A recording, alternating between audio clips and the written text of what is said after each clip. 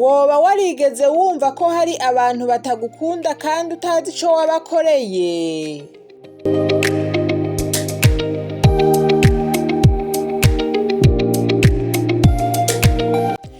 Woba warigeze kwibaza igituma umuntu akwanka kandi mutigeze mugiriranira ingorane?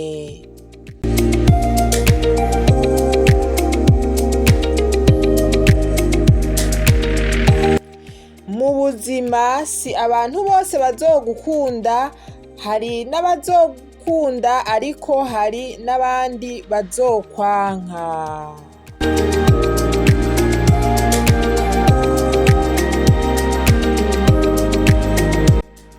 Ariko ikibazo si uko bakwanka, ahubwo ikibazo nyamukuru ni ukumenya igituma bakwanka n'ico wokora kugira ngo ntibikubuze amahoro.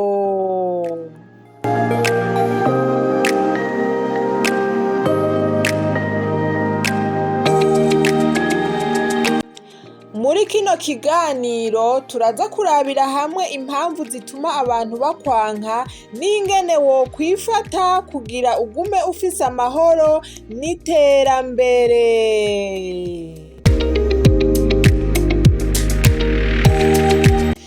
Reka turabire hamwe impamvu ituma abantu bakwanka. Impamvu ya mbere ni uko baba bagufitiye ishari.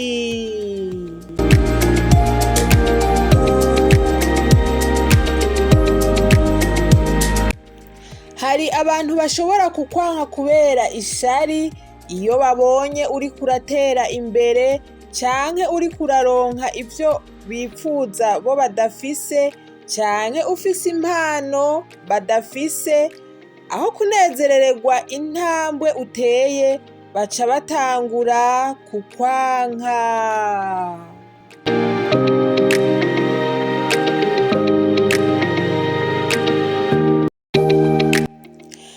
Wibuke ko intsinzi yawe ishobora kubabaza umuntu adafise umutima wo kunezerererwa intsinzi y'abandi.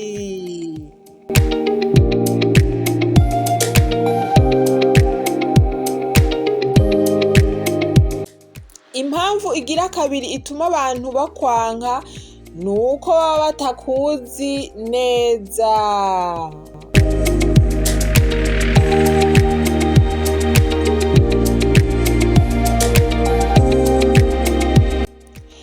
Hari abantu bagucira urubanza batakuzi, bashobora kumva ibihuha canke bakakubona umwanya muto bagaca bafata ingingo itariyo.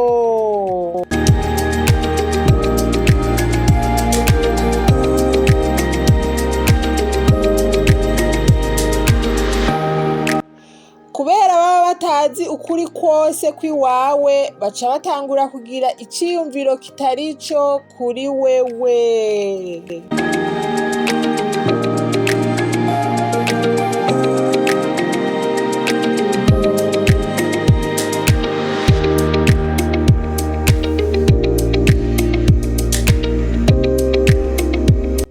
Impamvu igira gatatu ituma abantu bakwanka ni kubera yuko wewe uri umuntu atandukanye nabo.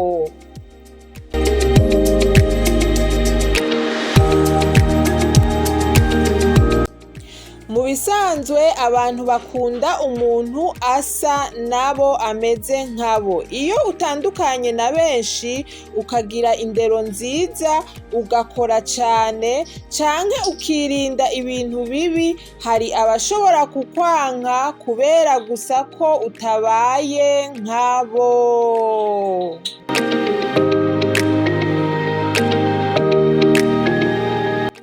Ntuhindure rero uko umeze kubera yuko ushaka kunezereza abantu.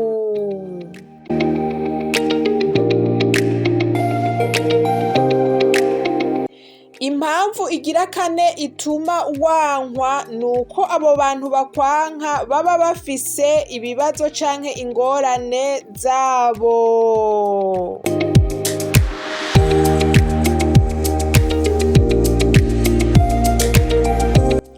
Rimwe na rimwe ikibazo si wewe, kuko hari abantu baba bafise amaganya, uburake canke ibibazo vyinshi, ivyo bigatuma baca basohora umubabaro bafise mu kwanka canke mu gukorera abandi ikibi.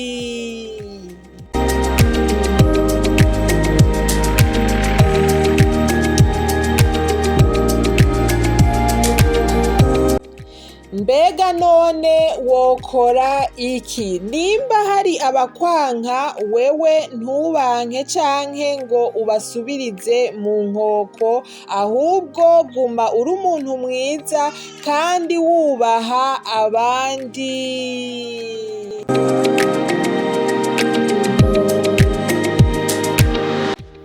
Ntugerageze gushimisha abantu bose kuko ntibishoboka. Bandanya ukora ivyiza, emera impanuro zubaka, ariko wirinde kwemera amajambo yo kuguca intege.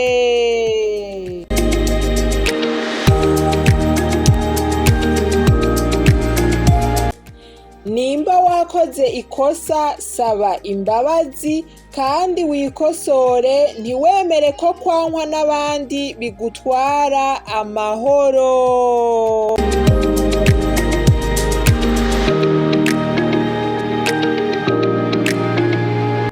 Wibuke ko kuva na kera na rindi abantu benshi bakoze ivyiza baranzwe no kwankwa n'abatabatahura.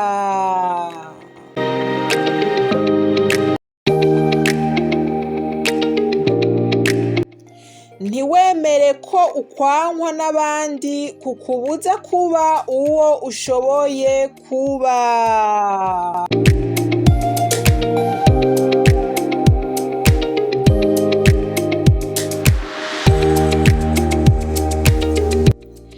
Ba umuntu w'ukuri, kunda abantu, gira imbabazi, komeza ivyiza, kuko igihe nico kizokwerekana ukuri.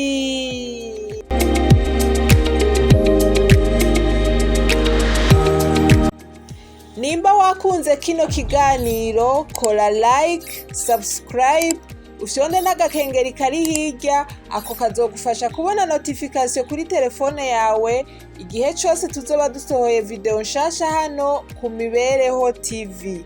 Murakoze cane kubana natwe muri kino kiganiro, tuzosubira mu kiganiro kizokurikira.